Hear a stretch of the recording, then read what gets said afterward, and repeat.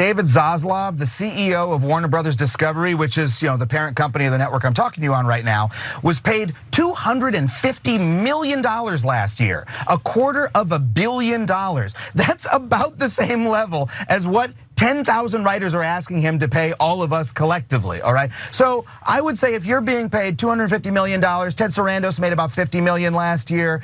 These companies are making enormous amounts of money. Their profits are going up. It's ridiculous for them to plead poverty when the writers who are making their shows, some of them are not able to pay their rent or their mortgages. That takes courage to say that. He did it in a way that was smart, strategic. He waited till a little bit later in the interview, established an amiable relationship, and then hit her with a truth bomb that is impossible to deny.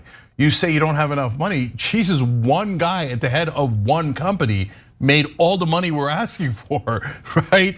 I think the hubbub and the frustration that's out there is as much a reflection of the fact that they're giving Trump airtime as a lack of confidence that CNN's going to do it well, and then the format, which is they keep saying well, he's going to answer questions from citizens. It's not about them engaging in journalism. It really is about just giving him sort of a platform. And so it does feel like a laundering. Republicans, Democrats, insurrectionists, everybody's on the air. Your thoughts, Angelo?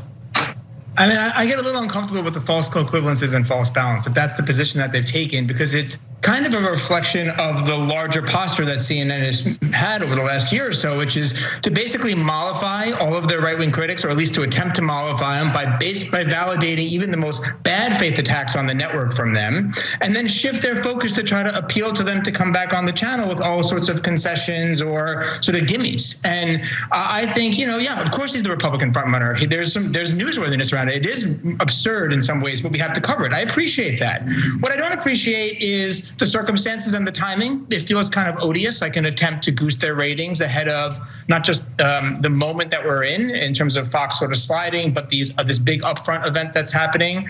So I think that's a part of it, and I find that a little unsettling. I think the argument that drawing a false equivalency between someone like Donald Trump and whoever the Democratic frontrunner is at the moment, of course it's Joe Biden, that's a valid point, right? Because I do think that there are pretty significant differences. This isn't a typical Republican running against a typical Democrat. Donald Trump tried to overturn the results of the 2020 election. That point is made loud and clear, and that is about the only thing I agree with. But whether we want to believe it or not, whether we want to accept it or not, Trump, as it currently stands, is the front runner for the Republican Party. And pretending like he doesn't exist and going out of your way to try to suppress his message isn't gonna work. It's not gonna work.